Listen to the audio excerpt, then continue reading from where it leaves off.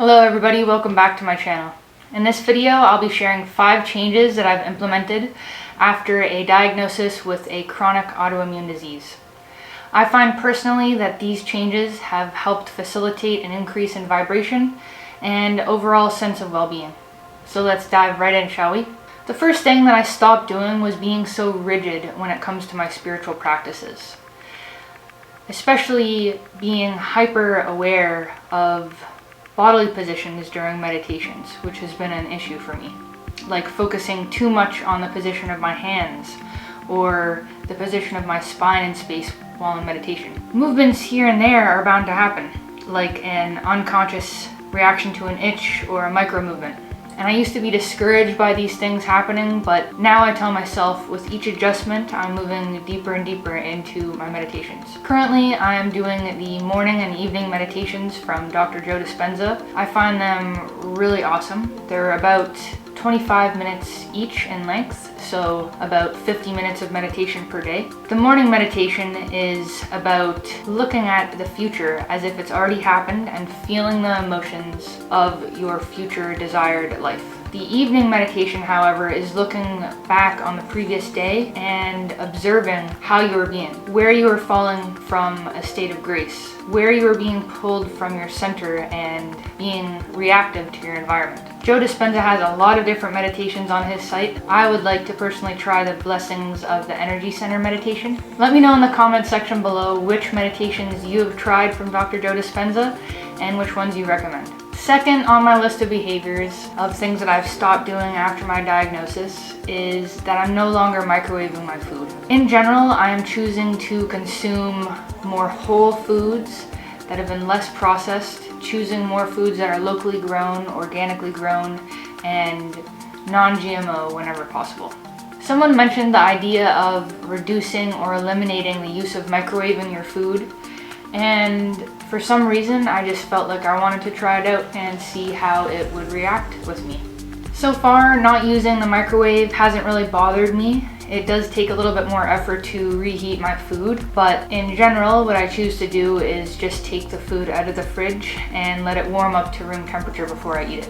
In a way, this allows me to be even more conscious and intentional with my food, because if I don't want to eat super cold food that day, I have to remember to take it out of the fridge before I eat it. Next on the list is putting an end to exclusively taking steaming hot baths and showers. Cold exposure has been shown to have extensive benefits like stress reduction, pain reduction, positive effects on specific diseases like PTSD, and positive effects on mood, and so much more. With our comfortable environments, we have lost a lot of the ability to withstand and resist cold. In my video discussing Kundalini Yoga, I also spoke about the benefits of cold water therapy, which in that practice is known as Ishnan. If you wish to check out that video, you can do so by clicking the link above.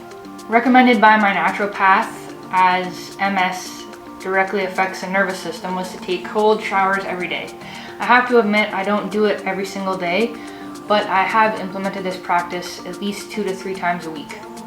Essentially, cold immersion therapy shocks your nervous system back into health, while sending this cold shock from the cold, while maintaining a calm demeanor through breathing techniques and mental techniques. You're actually increasing the capacity and health of your immune system, your nervous system, and releasing beneficial hormones into your system. The person who inspired me in regards to cold water therapy is the man himself, Wim Hof. And funnily enough, the symptoms that a lot of people experience with MS in regards to sensitivity to hot is called Oud-Hof syndrome. The 2 Hofs in regards to body temperature. If you like learning about spirituality and self-growth, be sure to subscribe to my channel and hit the notification bell for good measure. The next thing on the list to stop doing if you want to raise your vibration is to stop being trapped by your own creations.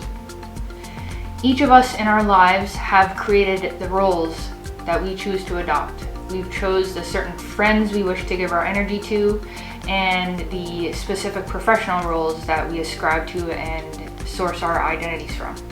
In turn, we end up developing a sense of obligation towards each one of our creations. We end up dumping all of our energy into each of these roles and things, when sometimes doing so doesn't serve our highest good. The idea here is to not be trapped by your own creations, but to let them inspire to uplift you. Are you allowing your personality, which has been forged through the roles and identities that you've created, to direct your activities based on the shoulds in your life? In my experience, I find that this behavior isn't always directed for our highest purpose. However, doing things that make us happy and bring us joy are soul-directed activities that do always have our highest purposes in mind. Which brings me to my next point. Last on the list of things to stop doing if you want to raise your vibration is to stop doing things for accomplishment's sake only and start doing things more for the joy of the experience itself. Recently, I started learning how to oil paint, and I'd have to say one of the major figures that inspired me to do so was Remington Robinson on his Instagram account. I saw his tiny Altoid tin paintings and thought, hey, that would be a great idea to start painting without having to invest in a whole bunch of big bulky equipment. I thought his idea was so great that I wanted to try to do it myself. I ended up purchasing several Altoid tins from Amazon, as well as this little Velcro adhesive tape and these 2x3 canvases that comes in a pack of 72 that I Velcro to the bottom of the lid of each Altoid tin. And I use the bottom, just as Remington Robinson does, to put the paint and mix the paint in the bottom of the tin. And Remington Robinson, what I find is really cool is he leaves the remnants of his mixing paint in the bottom as a little artifact. I've dabbled with painting with acrylic ever since I was a child, but I just started with oil painting and I never realized how much joy it could bring me. Oil painting for me is something that I do for the joy of doing it, not for the prospect of selling a piece of art or having to complete a masterpiece or finish a painting every time I sit down. It's more about the process. It's about learning and understanding that so many of the paintings that you do are never gonna see the light of day. It takes so many bad paintings to get to a good painting. I just find the process of painting itself so enjoyable. I end up losing track of time and never seem to get tired. Several years ago, my mom and I ended up going out and getting matching tattoos of hummingbirds on our wrists. And to me, the meaning of a hummingbird means to follow your joy.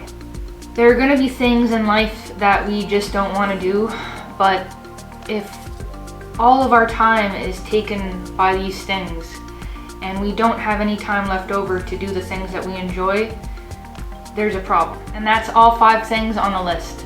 I really feel that by implementing these changes, I am raising my vibration, expanding my consciousness, and overall just feeling better. I wish you all the best on your healing journey. Until next time, bye.